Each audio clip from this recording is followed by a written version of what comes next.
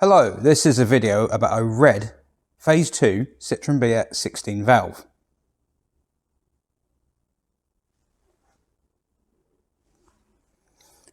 Not this red Phase 2 Citroen BX 16 valve, no. Another one, one that was known to me as the red shell. This is a kind of a little tale about that, and I'll explain why at the end. Basically, this is my BX 16 valve. This is known as BA to most people. A 1990 Phase 2 Citroen BX 16 valve. I've had it for 20 years. Bought it in 2004, which is, well, 20 years ago. I got into BXs in quite a big way, and I went through a few more since buying this one. This is the 8th car I've ever bought. The car I'm talking about is the 52nd car I ever bought, and that occurred in August 2013. Some 9 years after I got this one. Yeah, I've had quite a few BX 16 valves over the years. This is the first one I ever bought. I've owned many more since. I now only own one again. I own one BX, full stop. This one. So why am I talking about another one that I had? I mean, why don't I talk about one of the other 10 16 valves I've owned? Well, this one's got a nice happy ending to it, which they don't usually do. So I thought, let's explore it. So the BX in question carries a registration number of G553XPO. And as I say, it was known as the red shell. In order to understand why this car sort of has dodged a bullet quite a few times, you probably need to understand that BX 16 valves, although not exactly a common car now, they were an endangered species back in the day. The engine in these cars is a 16 valve version, effectively, of the 1.9 litre 8 valve engine found in Peugeot 205 GTIs. It's basically the same block, roughly. It's upgraded a bit. I think the crankshaft is slightly better. It has piston skirt spray bars. I'm pretty sure the 8 valve doesn't. Some bits and bobs like that. The head on it, on the other hand, is quite, exotic's the wrong word, but it's quite high, sort of high level. For a mass-produced car, that's quite a trick cylinder head. And these engines are in, well, they were in demand by Peugeot 205 owners because, of course, this is 160 horsepower. The most powerful version of the 205 was 130. So that is an instant 30 horsepower increase, along with more revs, completely different character of the engine. You can put shorter gearing in these. They rev higher. They've got a power band, you know, so as long as you keep them in that power band. In a 205, which these aren't exactly heavy cars, but a 205 is even lighter, they fly. You've got to think along the lines of a Vauxhall Nova with a 2 litre red top in it. It's that kind of thing. For that reason, these cars, because they were relatively worthless, because no one wanted them, along even with the 405 MI16, which seems crazy to say now, but they were like, if you had one of those and it was being sold cheap, there was a very good chance your car was going to end up dead. Genuinely, because people would buy them just for the engine. There was a scrapyard near me in Winchester, had one of these in it, a grey one. They'd literally angle ground the front of the car off. They'd angle grind through the slam panel, unbolt the engine, or cut it in places, you know, the engine mounts and things, and just hoik it out. The car was probably only in there for something silly like a dodgy sphere or a ruptured pipe or something like that. And it makes me sad when I look back at it, and it makes a lot of BX owners sad as well, because these are really good cars. They're really good cars. And it's such a shame they ended up that way. In fact, BX owners got very protective of their 16 valves. And that was the source of much amusement to the 205 owners, because they were like, they like their crappy cars, despite the fact they were driving around in a smaller, more basic, more flimsy, mechanically sort of inferior version of one of these. It's just, it was a Peugeot GTI, so it was cooler. And they were faster around corners, and yeah, they were faster, they were lighter, but they're both good in their own way. It's called the MI16 engine because it was used also in the Peugeot 405 MI16. Now, you'd think now, when you see the price those cars go for, that didn't apply to those. Those cars weren't getting bought and cut up for the engines, and that's incorrect. They were. In fact, there are less 405 MI16s left now than BX 16 valves. BX 16 valves, okay, they're not a common car. There's only ever about 25 of them on the road at any one time in the UK, but there's probably about 100 of them left in total. And although that doesn't sound a lot, by BX numbers, that's actually quite high. I mean, it's only really the diesels that outstrip that, simply because no one bothered saving the smaller engine petrols. They didn't bother. And the 405 are kind of the same sort of thing, but again, the diesels far outnumber the MI16. So yeah, the engines were in demand. Engines for these cars, you could take the front of one of these cars off, pull the loom out, pull the ECU out, everything you need for the 205 engine conversion, and you could probably sell the engine and box and everything in that car for about 500 quid. Even back in the mid-noughties, the sort of 2005 era, 500 quid for an engine, which is actually, in those days, that was quite a lot for a second-hand engine. And the 205 guys would buy it. They'd pay for it. So a lot of BX 16 valves met their match in that way. And very sad we all were. We're not sad now because there's less of these about. So the value of them has gone. Cheers. I only paid 700 quid for that. So a lot of cars did get the engines ripped out of them. And when I say ripped out, I mean things like angle grinders through the slam panel, snipping the wire and looms, making them a nightmare to put back together, even if you wanted to. Well, that isn't what happened to the Red Shell, but it did have its engine nicked, or removed. It wasn't stolen, but it did have its engine removed for a Peugeot 205 conversion. The beauty with the Red Shell was that the person who removed it hadn't hacked it out. They had removed it. So they'd unbolted it. They'd unshipped things, they'd unbolted it, they'd hung the hydraulics up out the way, they'd unplugged things, they'd unplugged the ECU, they hadn't cut the connector out with it. Little things like that. And that meant that there was always that chance that it could go back on the road. There was always that chance that someone would be able to put this thing back together. And that is what had happened. Someone had bought the car and wanted to put it back together. The car originally had its engine removed, we think it was last on the road about 2007. It was owned by a Metropolitan Police officer, if I remember rightly, and his son had the 205, and he took the engine out for the 205, I think, because the car, well, the A-pillar was corroded on the car. The A-pillar was quite badly rusted. So the son had removed the engine. Many years had passed, and I, in 2013, see a post pop up on one of the forums by a guy, and the guy is basically saying the BX 16 valve, this BX 16 valve, a red 16 valve, is on the driveway in a house in Chessington, and basically he wants £100 for it. It has no engine. It is complete otherwise, but it has no engine. The engine has been removed. And he's going through a bit of a messy divorce, and if he doesn't get the engine, or if he doesn't get the car, say, gone, it's going to get crushed. And he wants 100 quid for it. And I thought, well, I mean, for 100 quid for like a car's worth of other spares, it had the wheels, it had the interior, it had the body kit, it had everything. That seems a no-brainer, doesn't it? £100. Even if it's a faff, even if you have to get a trailer and drive all the way to Chessington and try and winch a decked BX up onto a trailer. Yeah, no, it was worth doing. It was worth doing. So I did. In August 2013, I drove to Chessington. I gave the man £100 and I took away G553 XPO. Into the trailer it went, and I brought it back. And to be honest with you, I mean, it was actually kind of sad because he'd gone through and dug out all the sort of MOT certificates he had in the history with the corresponding tax discs and sort of laminated them or put them all in folders, and he'd put the history together, and he had genuine intentions of putting this thing back on the road, but obviously life took a different turn for him. He had all these intentions and it never came off for him. And so I bought it thinking like, yeah, I'd quite like to put it back on the road, but in the back of my head I was thinking, I'm probably just going to use that for spares.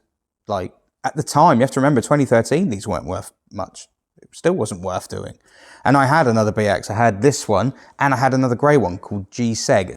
General opinion of it was that it looked kind of pretty. It wasn't mint, but it looked kind of pretty, but underneath it was a bit ropey. It was a bit neglected. It wasn't a very good one. But I had that, and that was a running car. So I thought, if I'm going to do one of them up, I'm going to do up the running car, aren't I? I'm not going to, scrap a good-looking running car like G-Seg and then keep a red shell with nothing in it, no engine. That would be daft. So basically what happened a little bit later on is I'd made the decision initially that the red shell was going to be a breaker. And for that reason, a friend of mine, Alex, otherwise known as Scruff, he had a couple of BX 16 valves. He had one known as GVOT, which is a white phase 1 16 valve, and comfortably, by some margin, the worst BX 16 valve I've ever been anywhere near, let alone driven. An absolute pig of a car that was. Awful. Awful car.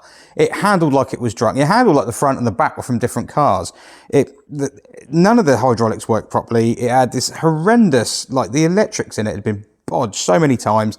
It had an exhaust leak that you just couldn't get rid of, despite the fact you changed the downpipe and the manifold and put all new gaskets in it and do it twice, and it still has the same exhaust leak with completely different components. It was a pig. Horrible car. And he realised this. In fact, he sold it to someone he knew was going to break it for bits. Because I had another BX 16 valve pop up. I said I'd own a few. I had one called Doug.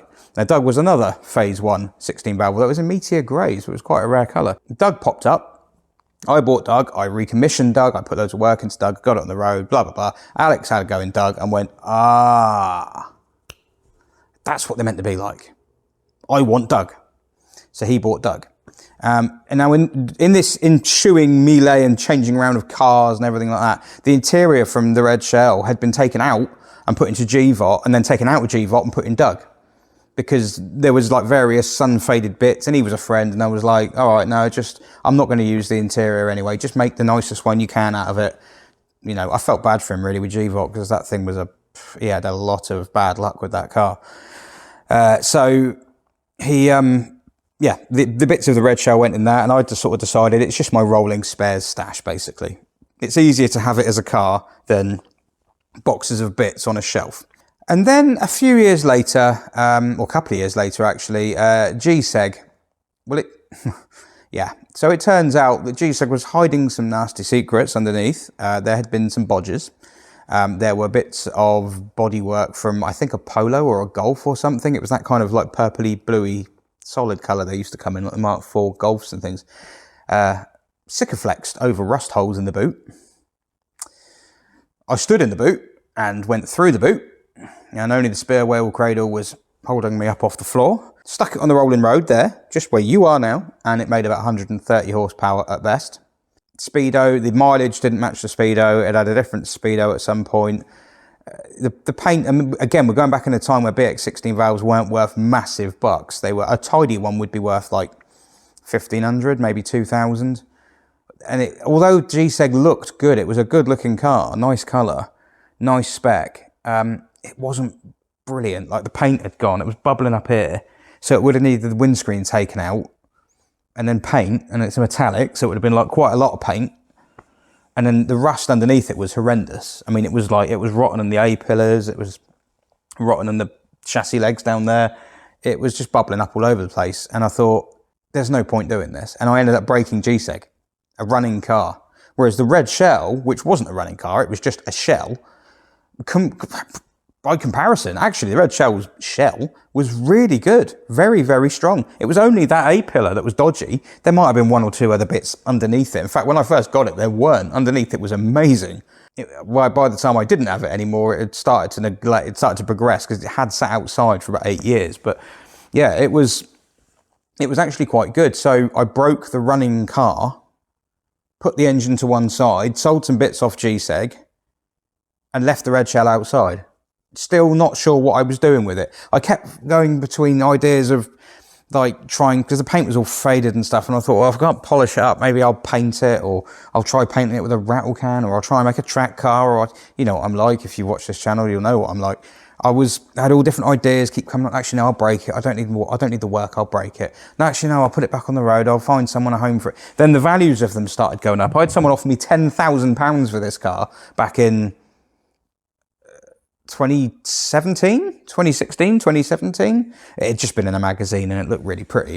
It's actually not up close. It's quite bad. I can see dents all down the side of it. But I was getting offered good money for it, and I thought, well, I could build you one. £10,000, Christ, I'll build it. I'll put it back on the road. But I didn't. And then I can't remember. I think it was in 2018. I dug it out of the pit it was in outside, covered in moss and detritus, and I washed it off. And I thought, I know I'm going to do it. I'm going to do it. And I brought it in here. I think someone had spotted, I think I'd seen on a forum somewhere, someone had been like, oh, there's a BX there, 16 valve. I think I'll have that. I think someone had literally written in a forum post something like, if that's still there, I'm going to have it. So I brought it inside and I thought, I've got the engine out of G-Seg. It needs a rebuild, but I've got the engine out of G-Seg.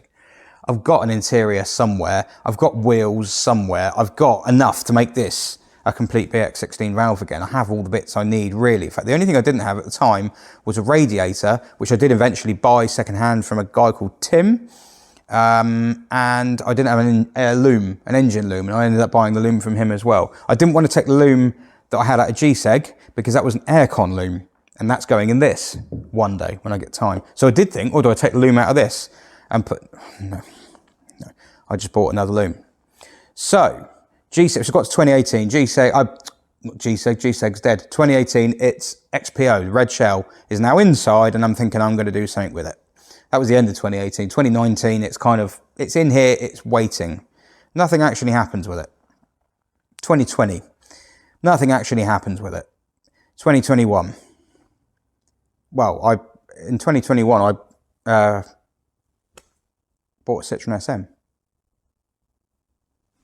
Over there. Kind of unexpectedly. So that basically meant the red shell is out. Like, I have to move this car on. Literally, I think it got pushed back outside again. It was like, I've got no space for that car at all. Out you go. I've got an SM now. I think it was then that it was like, oh, I'm just going to have to break this car. But the thing is, there wasn't really any value. Like, the tables have turned now. A BX 16 valve broken isn't worth as much as a complete running, nice condition BX 16 valve. It's gone the other way around. Because the 205 guys don't want the engines as much anymore. And if they do put different engines in a 205, they're putting in the 180 2-litre lump out of a 206, or even K swapping them, K20, you know, if they're building track cars and things, or Volkswagen 1.8 turbo, you know, you see all sorts of stuff. And the guys who want the really, really nice ones are building them to be original. So this engine isn't actually, I mean, you should probably still get 500 quid for one because it's quite rare, but they're not actually that sought after in the market they were. So, yeah, I actually ended up in this awkward position where I had this car that wasn't really worth much as it was, and would only be worth something if I put loads of time and money into it, which is the same for most cars, but it was never the same for these. These things were always worth something in bits, and now they're not as much, nothing like as much. No BXs, really. So what do you do? I mean, I was looking at scrapping it. I was looking at just getting rid of the thing because I had the SM now, until a voice popped up, a message popped up from an old friend, a man called Vanny. Well, it's not his name. I don't think his name's Vanny. Maybe it is Vanny. No, I'm pretty sure it's not Vanny. Pretty sure it's an internet persona. He said, oh, I see you've got that red BX 16 valve, XPO. I said, yes. He said, I'd like to buy it. What? And I think I'd put a post up online, saying I wanted like 1,500 quid or something, and you could have that car with its V5 and all its history and everything like that. It's tax disc holder from Elford's in Bournemouth, an engine, a gearbox, pretty much everything. There was one or two bits missing, but interior, everything. It was there. It was a BX 16 valve in kit form. I think it was about 1,500, something like that. It wasn't a huge amount nowadays. And I said, well, are you sure? I mean, I felt bad because I kind of like, he's a mate and I didn't really want to sort of take money off him, but I needed money at the same time. And I said, well, what's your plan? And because COVID was happening and there was lockdown and everything, he wanted a project. He wanted something to busy himself on. So he sent a truck down. He wired me some money. He sent the truck and he became the new owner of XPO. And I could not tell you how happy I was when he did, because that was one of the best homes that car could have gone to. It had cheated death so many times here. It could have been scrapped. It could have been broken up by me. It could have been broken up and scrapped by the guy before me. You know, this thing. I bought that car before I bought VEP. Remember VEP?